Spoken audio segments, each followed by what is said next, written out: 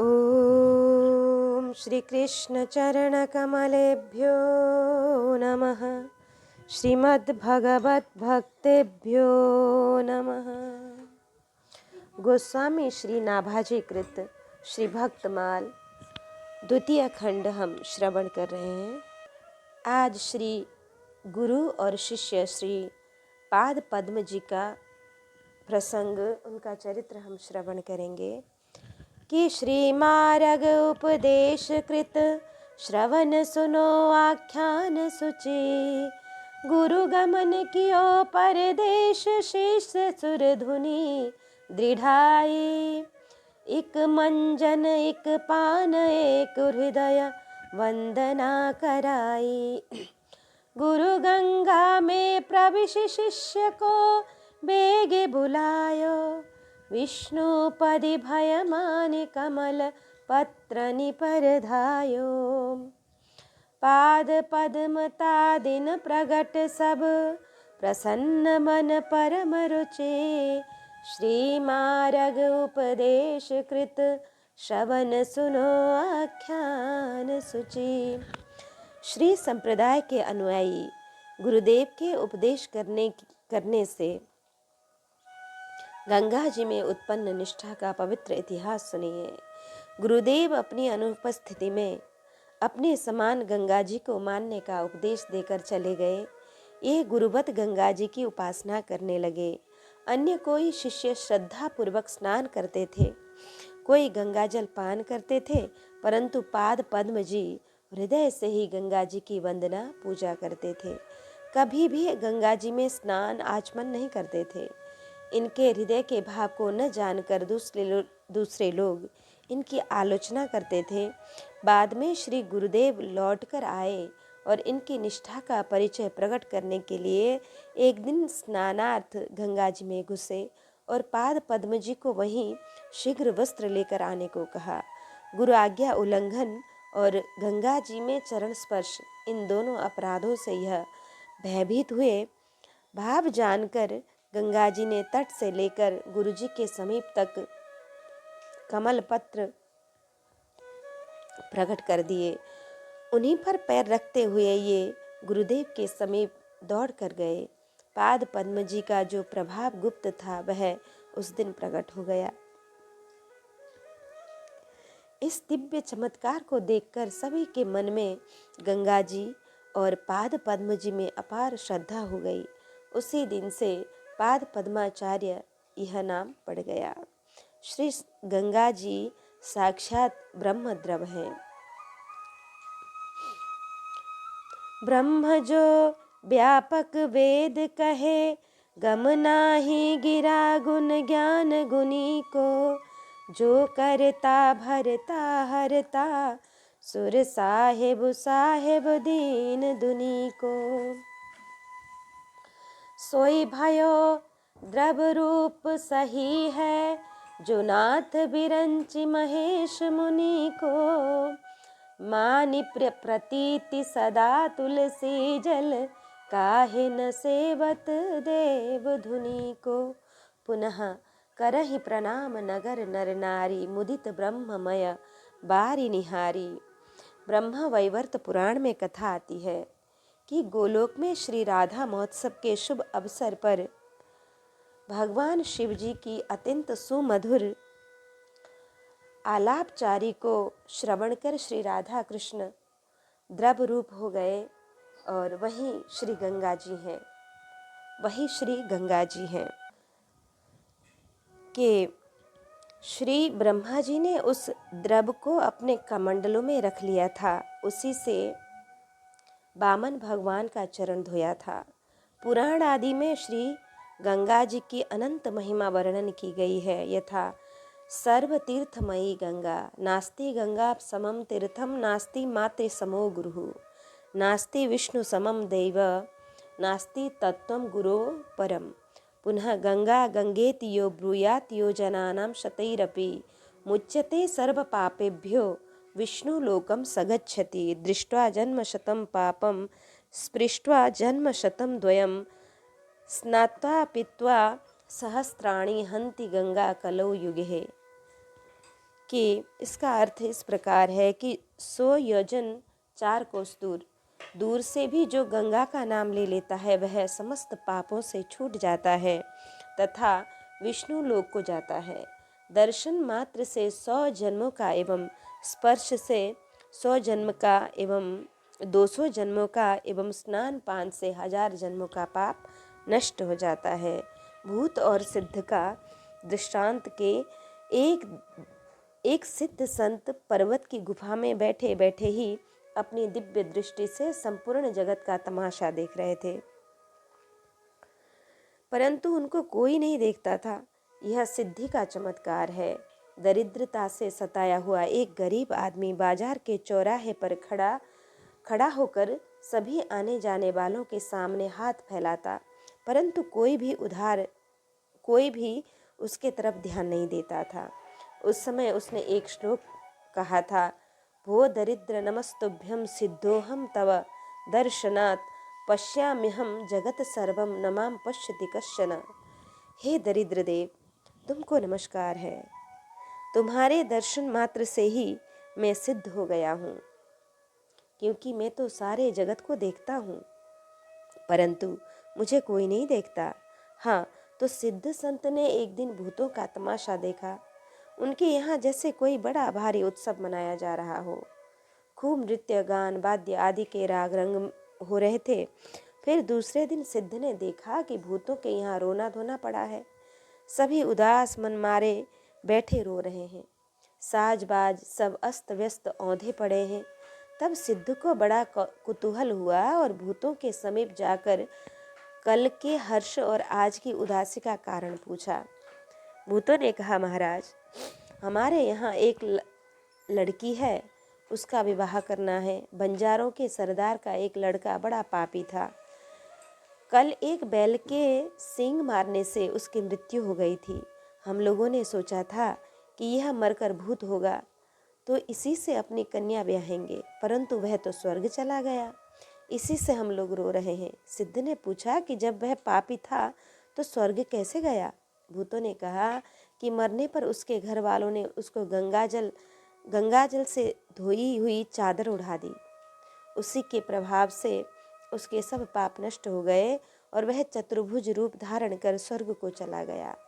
गंगा कवि ने एक कवित्व में इस कथा का संकेत किया कि कारो कुल कंटक डरारो बोल भारो ताको, तीरथ के तीर पग कबहुं न ले गयो। कबे कहे कभी गंग कारे कागते कुटिल आप, जानी जम प्रेरियो तब खाट में कूपे गयो। गंगा जी की धोई धरी चादर सो घर माज, डारत ही वाके अंग पार्षद ले गयो। चारों ओर चौरे ढोरे देवता निहोरे ताही, गंगा जी की चादर ते चतुर्भुज होए गयो। ऐसी महामहिमा है श्री गंगा जी की। तभी तो श्री सूत जी कहते हैं, यावई लसच्छ्री तुलसी विमिश्र कृष्णांग घृरेण्यो व्याधि काम्बुनेत्री, पुनाति लोकानुभयत्र शेषान कस्तान्न सेबेत परिष्यमाणः। गंगा जी का जल भगवान श्री कृष्ण के चरण कमलों का वह पराग लेकर प्रवाहित होता है जो श्रीमती तुलसी की गंध से मिश्रित है। यही कारण है कि वे लोकपालों के सहित ऊपर नीचे के समस्त दोनों को पवित्र करती है। कौन ऐसा मरणासन्न पुरुष होगा जो उनका सेवन न करेगा? के देवधुनि तीर सो कुटीर बहु साधु रहे गुरु भक्त एक न्यारो नहीं हो सके। चले प्रभु गाँव जिनी तज बलि जाव करो, कही दास सेवा गंगा में ही कैसे छे सके। क्रिया सब कूप करे, विष्णु पदे ध्यान धरे। रोष भरे संत श्रेणी, भाव नहीं भय सके। आए ईश जानी दुख, मानी सो बखान कियो। आनी मन जाती बात, अंग कैसे धोए सके। कि गंगा जी के तट पर एक संतों का आश्रम था। उसमें बहुत से संत रहते थे। उनमें से एक संत ऐसे गुरु भक्त थे, दिन रात गुरु सेवा में तत्पर रहते थे। वे क्षण भर के लिए भी गुरुदेव से अलग नहीं हो सकते थे। एक बार गुरुजी किसी गांव को जाने लगे तो शिष्य ने प्रार्थना की कि प्रभु, आपकी बलिहारी जाऊं, मुझे छोड़कर न जाइए, साथ ले चलने की कृपा कीजिए। गुरुदेव ने कहा, तुम यही आश्रम में रहकर भक्तों की सेवा करो और मुझ में जो भाव है उसे गंगा जी में रखो। शिष्य ने स्वीकार कर लिया। गुरुदेव चले गए। अब भला वह अपने पैरों से गंगा जी को कैसे छू सकते थे। दूसरे संत नित्य नियम से गंगा स्नान करते थे। ये स्नान आदि सब क्रियाएं कुएं पर करते थे और गंगा जी को दंडवत करके निरंतर उनका ध्यान धरते थे। गंगा जी को छोड़कर कुएं पर स्नान करते देखकर दूसरे संत रोष से भर गए, कारण कि वे इनके हार्दिक भावों का, हृदय के भावों का अनुभव नहीं कर सकते थे। कुछ दिनों के बाद जब गुरुजी लौटकर आए तब सब ने दुख मानकर उनसे कहा कि जब से आप गए तब से इसने गंगा जी का स्नान करना भी छोड़ दिया है। गुरुजी सब रहस्य जान गए।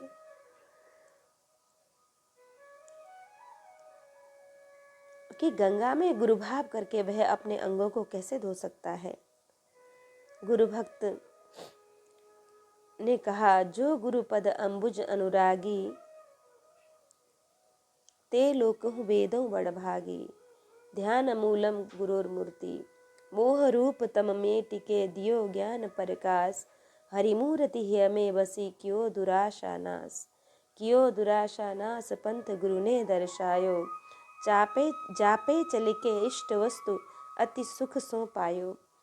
जिन गुरु ने असिकीन कृपा अनुपम सुख रूपा। तिनके चरणन तजे फेरी परिहो भवकूपा। गुरु निर्मोही चाहिए शिष्य न छोड़े नेह। बिलगाए बिलगे नहीं एक प्राण द्वय देह। कैसे छुए सके बारी तिहारो निहारी मुरारी भय। पर से पद पाप लहोंगो। ईश हुए शीस धरो पे डरो। प्रभु की समता बड़े दोष दहोंगो। बारी ही बार शरीर धरो। रघुवीर कहोए तब तीर रहोंगो। भागीरथी बिन वो करी जोरी। बहोरी न खोरी लगे सो कहोंगो। रोष भरे संत श्रेणी, संत लोग इनके भावों को समझे बिना अनेक प्रकार के वचन कहते। कोई कहता यह तो नास्तिक हो गया है नास्तिक। कोई कहता आलसी जोगी पृथ्वी का भार। कोई कहता गुरुजी के जाते यह सिद्ध हो गया है सिद्ध आदि।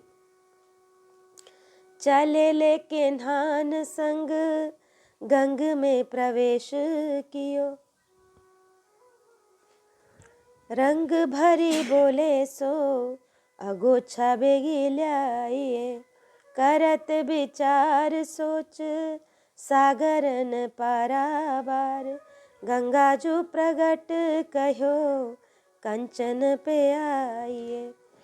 चले अधर पग धरे सो मधुर जाई।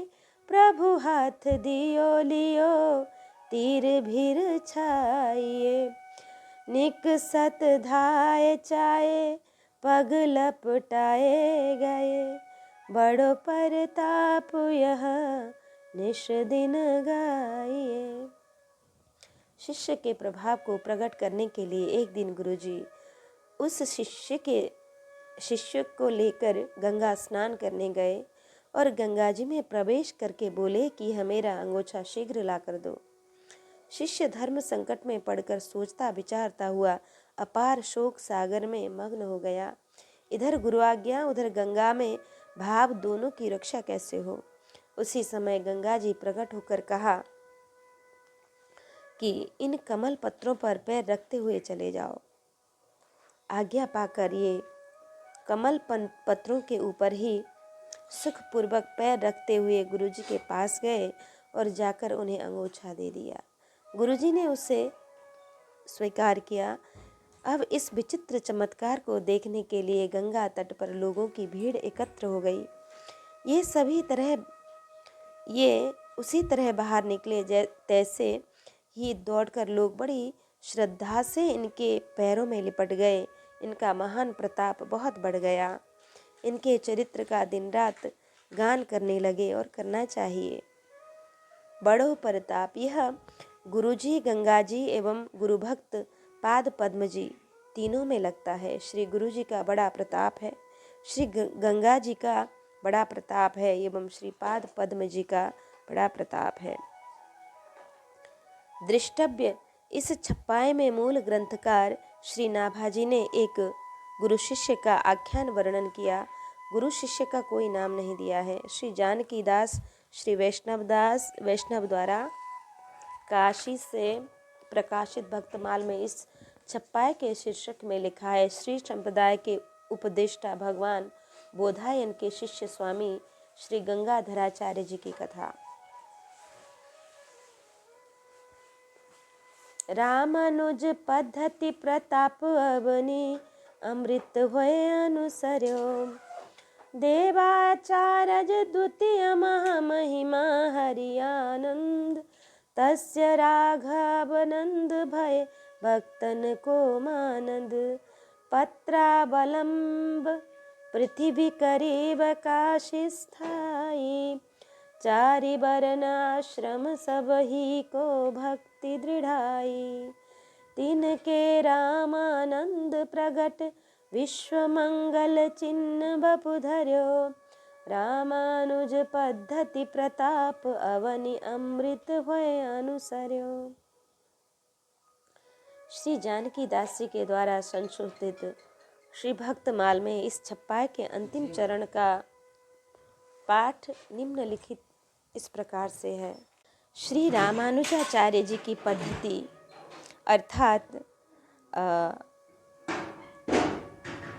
अर्थात विशिष्टाद्वैत सम्मत श्री संप्रदाय का प्रताप संसारी जीवों को भक्ति रूप जीवन देने के लिए अमृत के समान कल्याणकारी होकर पृथ्वी पर फैला। दूसरे देवाचार्य अर्थात देवगुरु बृहस्पति के समान महामहिमा वाले श्री हरियानंद जी हुए। उनके श्री राघवानंद जी हुए, जो भक्तों को आदर देने वाले थे, जिन्होंने भारत भूमि को अपने विजय पत्र के आश्रित कर लिया था। ये काशी में स्थायी रूप से निवास करते थे। इन्होंने 4 वर्ण और चारों आश्रमों के लोगों में भगवान की भक्ति को सुदृढ़ रूप से स्थापित किया। उनके शिष्य रूप में भगवान श्री रामानंदाचार्य जी प्रकट हुए। उन्होंने संसार का कल्याण करने के लिए शरीर धारण किया था।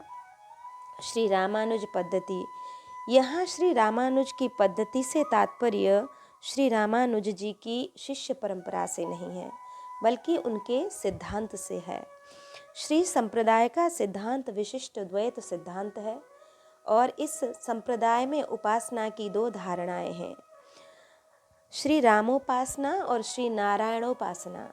दोनों ही उपासनाएं अनादि वैदिक हैं। वर्तमान कलियुग में श्री स्वामी रामानुजाचार्य के द्वारा श्री नारायणोपासना का विशेष प्रचार प्रसार हुआ और श्री स्वामी रामानंदाचार्य जी के द्वारा श्री रामोपासना का विशेष प्रचार प्रसार हुआ।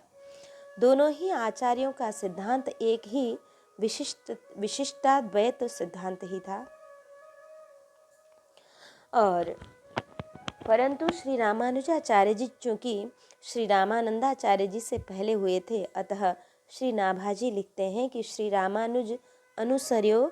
यह बात केवल सिद्धांत साम्यक को ही लक्ष्य कर कही गई है। परंपराएं तो दोनों आचार्यों की पृथक पृथक हैं। श्री नाभाजी ने इस प्रकार का प्रयोग अन्यत्र भी किया है, जैसे ते ही मार्ग बल्लभ विदित पृथु पद्धति परायण। श्री रामानुज पद्धति प्रताप भट्ट लक्ष्मण अनुसर्यो। इन छप्पाए में भी पद्धति शब्द उपर्युक्त भाव में ही प्रयुक्त हुआ। अमृत है अनुसर्यो, अमृत का गुण है अमरत्व प्रदान करना। यथा सुधा सारा ही अमरता, उसी प्रकार भक्ति की अमरत्वदायिनी है। भक्ति भी अमरत्वदायिनी है। भक्ति भी अमरता देती है, वो अमर बना देती है। न मे भक्त प्रणश्यति। देवाचार्य द्वितीय यह पद क्लिष्ट है। देवाचार्य नाम के एक संत भी हो गए हैं एवं देवाचार्य श्री बृहस्पति जी को भी कहते हैं। तब पूरी पंक्ति का अर्थ होगा श्री हरियानंद जी देवाचार्य द्वितीय अर्थात दूसरे बृहस्पति के समान थे व दूसरे बृहस्पति ही थे। द्वितीय शब्द का प्रयोग श्री नाभाजी ने अन्यत्र भी इसी भाव में किया है।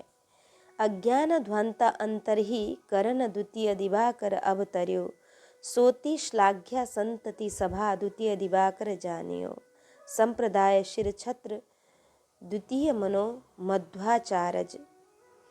अब श्री देवाचार्य जी का चरित्र हम श्रवण करें।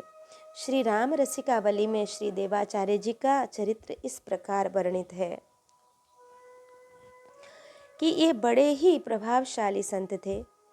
पृथ्वी पर विचरण करते हुए इन्होंने वैष्णव धर्म का खूब प्रचार किया।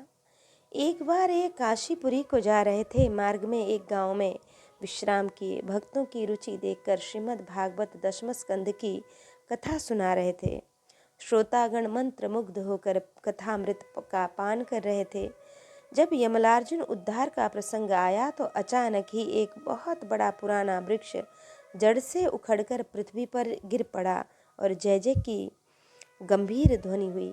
सबका ध्यान इधर उधर आकृष्ट हुआ तो लोगों ने देखा कि उस वृक्ष से एक दिव्य पुरुष प्रकट हुआ और वह श्री देवाचार्य जी के चरणों में प्रणाम कर हाथ जोड़कर बोला कि हे प्रभु, आपके श्रीमुख से भगवान की मंगलमयी कथा सुनकर मेरा वृक्ष योनि से उद्धार हो गया। अब मैं भगवान के धाम को जा रहा हूँ। ऐसा कहकर वह दिव्य पुरुष अदृश्य हो गया। उस समय सब लोगों ने आकाश में शंख एवं घड़ियाल की मंगल ध्वनि सुनी। इससे विश्वास हो गया कि निश्चय ही वह दिव्यात्मा श्री हरिलोकवासी हुआ। आपकी महामहिमा जानकर वहाँ अनेक लोगों ने आपका शिष्यत्व स्वीकार किया। श्री हरियानंद जी,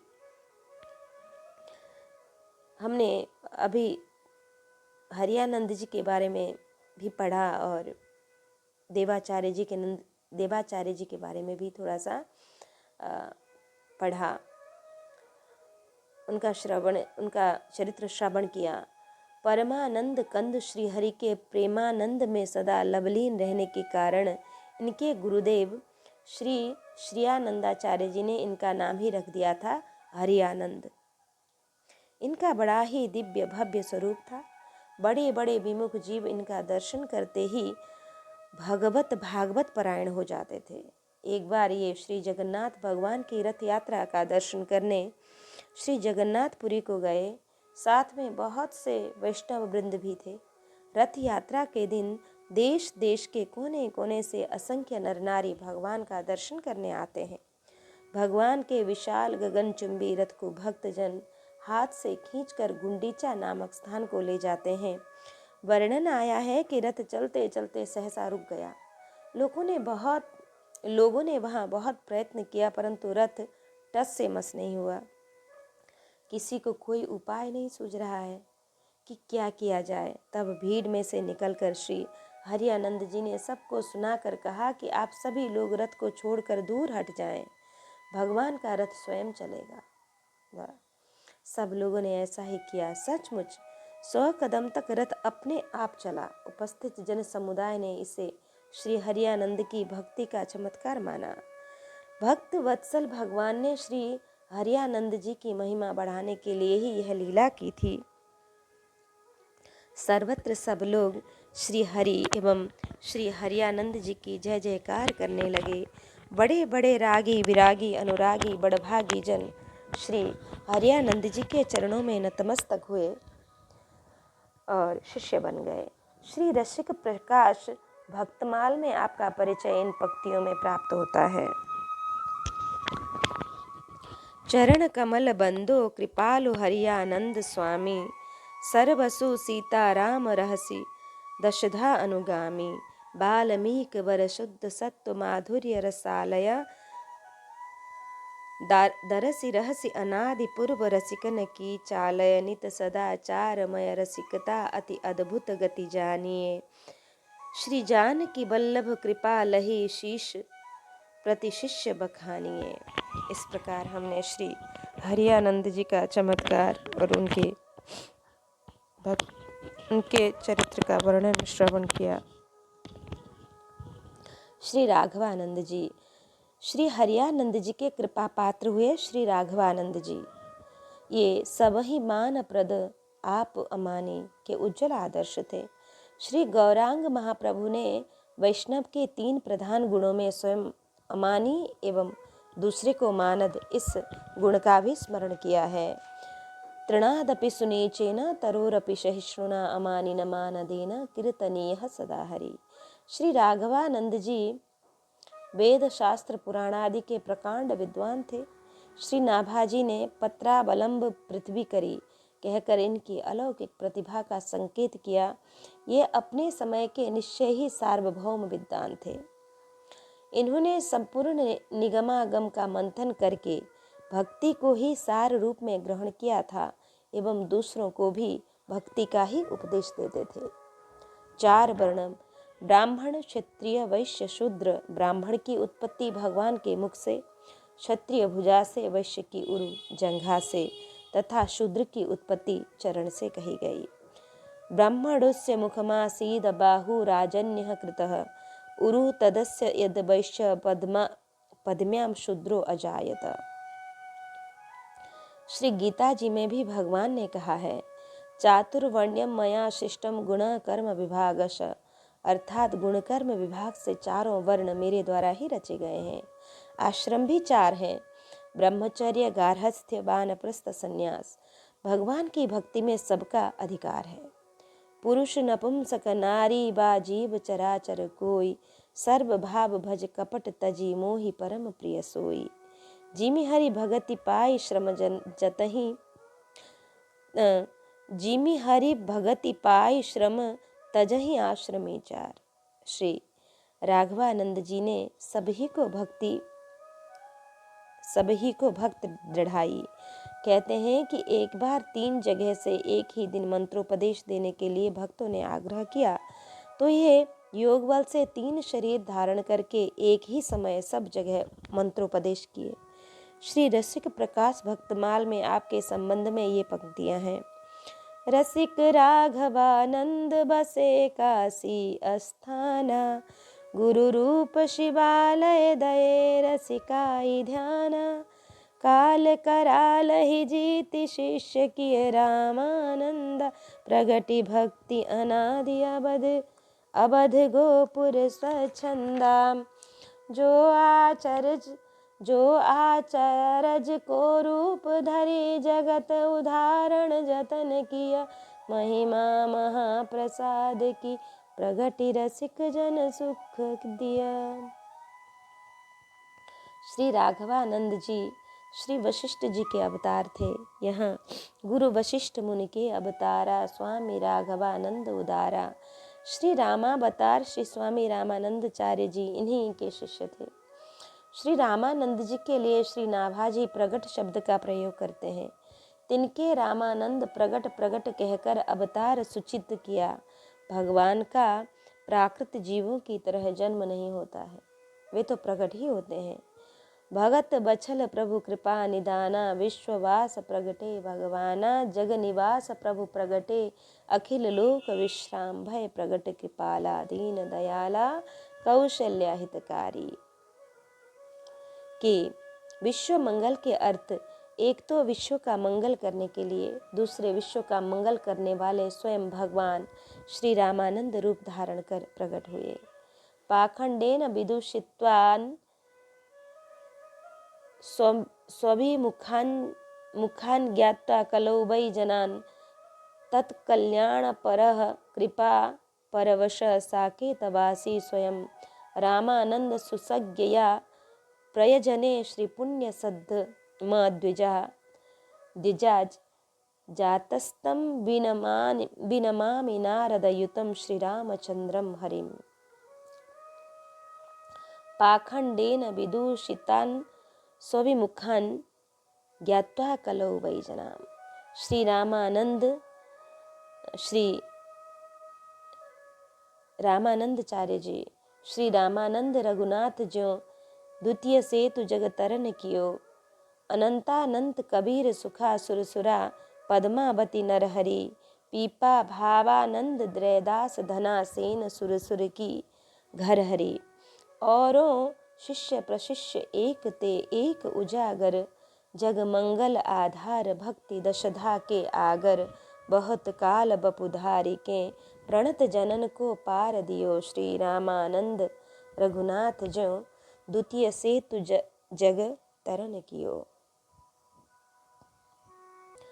जिस प्रकार श्री रघुनाथ जी ने बानरों की सेना को पार करने के लिए समुद्र पर पुल बनवाया था, उसी प्रकार श्री रामानंदाचार्य जी ने संसारी जीवों को भवसागर से पाप पार करने के लिए अपने शिष्य प्रशिष्य परंपरा से सेतु निर्माण कराया। श्री अनंतानंद जी, श्री कबीरदास जी, श्री सुखानंद जी, श्री सुरसुरानंद जी, श्री पद्मावती जी, श्री नरहरियानंद जी, श्री पीपा जी, श्री भावानंद जी, श्री रैदास जी, श्री धना जी, श्री सेन जी और श्री सुरसुरानंद जी की पत्नी, ये श्री रामानंदाचार्य जी के सर्वप्रथम 12 शिष्य थे। इनके अतिरिक्त और भी बहुत से शिष्य प्रशिष्य एक से एक प्रसिद्ध एवं प्रतापी हुए। ये संसार का कल्याण करने वाले भक्तों के आधार और प्रेमा भक्ति के खजाने थे। श्री रामानंदाचार्य जी ने बहुत काल तक शरीर को धारण कर शरणागत जीवों को संसार सागर से पार किया। श्री रामानंद रघुनाथ जी श्री रामचंद्र जी ने श्री हनुमान, अंगद, नल, नीलादि बानर भालुओं की सहायता से समुद्र पर सेतु पुल बांधा था। श्री स्वामी रामानंदाचार्य जी ने श्री अनंतानंद कबीर आदि शिष्यों की सहायता से भवसागर पर भक्ति सेतु बांधा। यद्यपि समुद्र पर सेतु बांधने में बानर भालुओं का भी बड़ा भारी योगदान रहा, परंतु उनमें भी जो बल पराक्रम था वह श्री राम जी का ही था, अतः सुयश श्री राम जी का ही हुआ। उसी प्रकार श्री स्वामी जी के शिष्यों द्वारा यद्यपि भक्ति का प्रचुर प्रचार प्रसार हुआ, परंतु उनमें जो प्रताप प्रभाव है वह श्री स्वामी जी का ही है। अतः भक्ति सेतु निर्माता श्री स्वामी रामानंदाचार्य जी को ही कहा गया है। श्री राम से श्री रामानंदाचार्य जी की विशेषता यह है कि श्री राम जी ने नपे तुले 100 योजन विस्तीर्ण समुद्र पर 100 योजन लंबा और 10 योजन चौड़ा पुल बांधा था, परंतु वह भी पर्याप्त नहीं हुआ। सेतु बंद भई भीर कपि नभ पंथ उड़ाही अपर जलचरण ऊपर चढ़ी चढ़ी पार ही जाही। और जो बना भी वह भी अब केवल कथा का विषय रह गया है। पृथ्वी पर एक तीर्थ मात्र रह गया है। पुल तो श्री राम जी ने विभीषण जी की प्रार्थना पर अपने राज्य काल में ही तोड़ दिया था, परंतु श्री स्वामी रामानंदाचार्य जी ने भवसागर पर सेतु बांधा जो अनंत विस्तार वाला है, तथा भक्ति सेतु भी अनंत विस्तार वाला है। संपूर्ण ब्रह्मांड के जीव एक साथ इस सेतु द्वारा सुखपूर्वक भवसागर को पार कर सकते हैं। यह शाश्वत सेतु है। इससे सिद्ध होता है कि श्री राम से बढ़कर श्री रामानंद जी की महिमा है। तभी तो कहा गया है कि तुम्हते अधिक गुरु ही जिए जानी। जैसे समुद्र को पार करना अत्यंत अगम है, श्री राम जी भी समुद्र की अगाधता, अपारता, भीषणता को देखकर अधीर हो गए थे। सुनु कपीस लंका पति बीरा केहि विधि तरिय जलधि गंभीरा संकुल मकर उरग झस जाति अति अगाध दुस्तर सब भांति। परंतु सेतु बंध जाने से सब जगह ही पार हो गए। तभी तो कहा कि अति अपार जे सरिता बर जो नृप सेतु कराही चढ़ी पी लियुग परम लघु विश्रु बिनु श्रम पार ही जाहे। उसी प्रकार भवसागर को पार करना अर्थात आवागमन से छूटकर अत्यंत दुष्कर कार्य है। या भव पारा बार को उलंघि पार को जाए, तिय छवि छाया ग्राहिणी ग्रसे बीच ही आए। परंतु आचार्य कृपा से भक्ति सेतु के बध जाने से, उसके अवलंब से असंख्यों पतितों से पतित जीव भी जीवन मुक्त हो गए और हो रहे हैं और होते ही रहेंगे। भवसागर पुनरपि जननम पुनरपि मरणम पुनरपि जननी जठरे शयनम, जन्म मरण गर्भवास की अविच्छिन्न परंपरा भी भव सिंधु है। बड़ा ही सुंदर किसी कवि ने लिखा, जगत समुद्र अपार तासु के जन्म मरण तट, काम क्रोध मद लोभ तासु में लहरी बहा भट, मोहग्रस्त मोहग्राह अति प्रबल निगल जाबे संसारा, तामे गोता खाई नाही कहूँ तनक उबारा, दुख पाए बूढ़न लगत सुख पाए उछरत जानी, दीनानाथ रघुनाथ बिना कौन छुटावे आनी। भक्ति के विविध विधान ही भक्ति सेतु के स्तंभ हैं। उनमें दृढ़ता ही स्तंभ की मजबूती है, श्रद्धा ही उसकी पटरी है, संत सद्गुरु कृपा की ही छाया है। तात्पर्य, गुरु कृपा का आश्रय लेकर श्रद्धा पूर्वक श्रवण कीर्तनादि करने से जीव सहज ही भव बाधा से मुक्त हो जाता है। गीता जी में भगवान श्री कृष्ण के श्रीमुख के वचन हैं, यदा यदा ही धर्मस्य ग्लानिर्भवति भारत, अभ्युत्थानमधर्मस्य तदात्मानं सृजाम्यहम्, परित्राणाय साधूनां विनाशाय च दुष्कृतां, धर्म संस्थापनार्थाय संभवामि युगे युगे।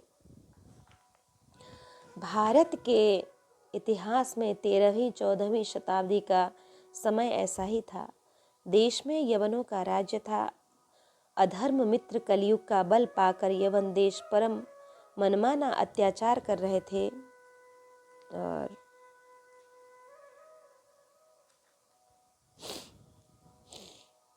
हिरण्यकश्यपु, रावण और कंस की तरह दुष्ट म्लेच्छ सनातन धर्म को निर्मूल करने का बेड़ा उठाए हुए थे। उन दिनों श्री गोस्वामी तुलसीदास जी की यह उक्ति अक्षरशः चरितार्थ हो रही थी, जेहि विधि होई धर्म निर्मूला, सो सब करहि वेद प्रतिकूला, असभ्रष्ट अचार भा संसारा, धर्म सुनिए नहीं काना, तेहि बहुविधि त्रासई देश निकासई, जो कह वेद पुराना।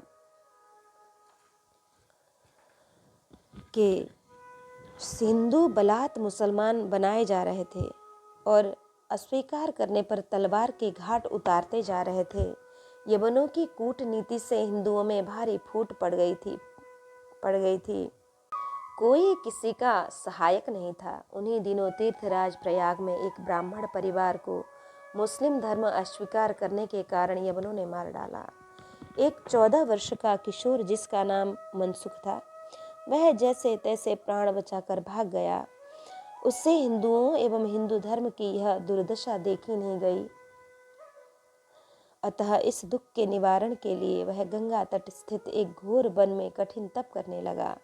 बालक की प्रबल निष्ठा, पवित्र भावना तथा दर्शन की उत्कंठा को देखकर भक्त वत्सल भगवान श्री राम उस पर कृपा करने के लिए एक बालक का रूप धरकर उसके समीप आए। अत्यंत सुघर सलोने सांवरे समवयस्क अपने समान उम्र वाले बालक को देखकर मनसुख सब कुछ भूल गया और वह उसके साथ खेलने लगा। परंतु थोड़ी ही देर बाद उसे अपने परमाराध्य श्री राम की याद आ गई और बस हा राम, हा रघुनाथ, हा दीन बंधु ऐसा कहकर क्रंदन करने लगा। तब बालक रूपधारी श्री राम ने पूछा, भैया तुम इतने विकल क्यों हो रहे हो? तुम्हें क्या कष्ट है? मनसुख ने कहा, मित्र तुम हमारा दुख सुनकर क्या करोगे? उसे तो एकमात्र श्री राम ही दूर कर सकते हैं। यह कहकर वह मूर्छित होकर पृथ्वी पर गिर पड़ा। करुणा वरुणालय प्रभु अब अधिक अपने को छिपा नहीं सके, मनसुख के सामने प्रकट होकर उसके सिर पर अपना वरद हस्त फेरने लगे। भगवान के श्री कर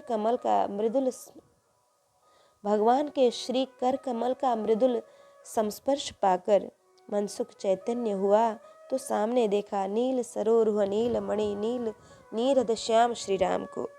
मनसुख ने अपने प्रभु के चरणों में माथा टेक दिया। प्रभु ने मन भावता वर मांगने को कहा। मनसुख ने देश की, देशवासियों की एवं सनातन धर्म की दुर्दशा कहकर प्रभु से इनकी रक्षा की प्रार्थना की।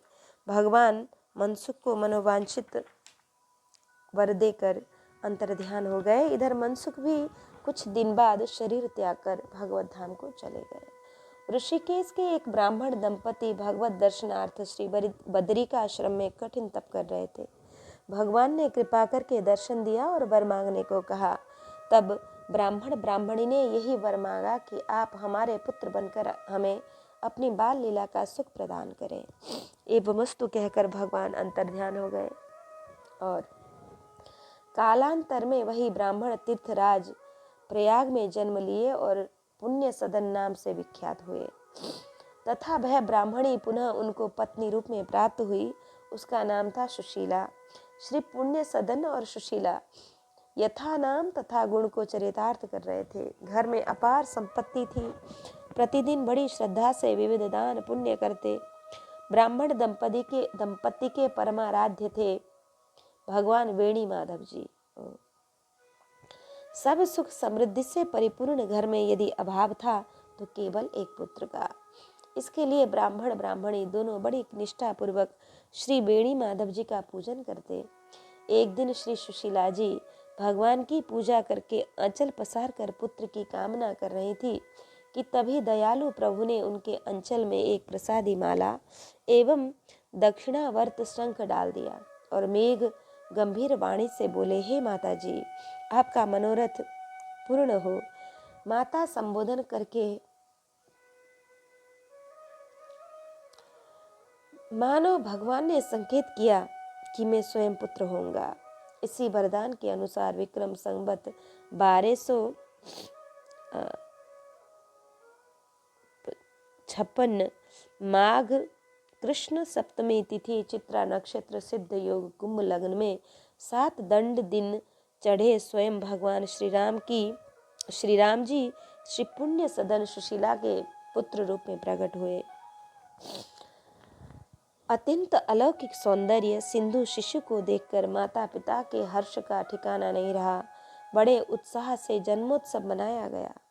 यथा समय जात कर्म आदि सब संस्कार सानंद संपन्न हुए। नामकरण के शुभ अवसर पर ज्योतिर्विद ब्राह्मणों ने बालक का नाम रखा रामदत्त। शिशु रामदत्त अपनी नित्य नवीन लोकोत्तर लीलाओं द्वारा माता पिता पुरजन परिजन को परमानंद प्रदान करते थे। भाद्रपद शुक्ल पक्ष के ऋषि पंचमी को अन्नप्राशन का उत्सव मनाया गया। बालक रामदत्त ने खीर के कटोरे का स्पर्श किया। माता ने खीर के अतिरिक्त और भी बहुत सी बनी मिठाई नमकीन आदि को बालक के मुंह में डाला, परंतु आप केवल थोड़ी सी खीर खाकर मचल गए और कोई वस्तु मुंह में नहीं लेते थे। उसी दिन से एकमात्र खीर ही आपका खाद्य रहा।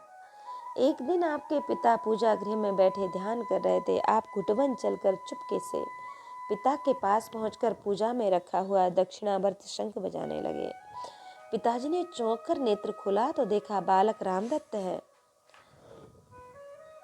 बालक की चपलता पर प्रथम तो हंस गए, परंतु बाद में विचार किया कि पूजन योग्य शंख को अनजान में बालक ने मुंह से फूंक कर बजा दिया। कहीं ऐसा न हो कि भगवान अप्रसन्न हो जाएं। अतः वे पुनः प्रभु से क्षमा प्रार्थना करने लगे। रात्रि में भगवान वेणी माधव ने स्वप्न दिया कि बालक को मेरा ही स्वरूप समझकर शंख उसे ही दे दो, उसे बजाने दो। प्रातः काल पिताजी ने वह दक्षिणावर्त शंख आपको ही सौंप दिया।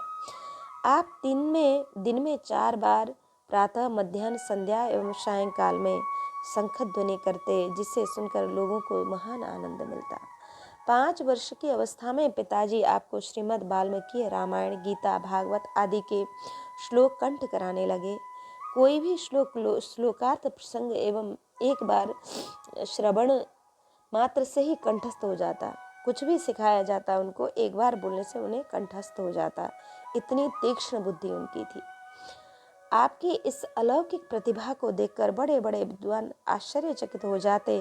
प्रयाग कुंभ के अवसर पर विद्वानों की विशाल सभा में आपने संपूर्ण श्री मद वाल्मीकि रामायण मुखाग्र सुनाई और श्री रामायण के रहस्य को समझाया।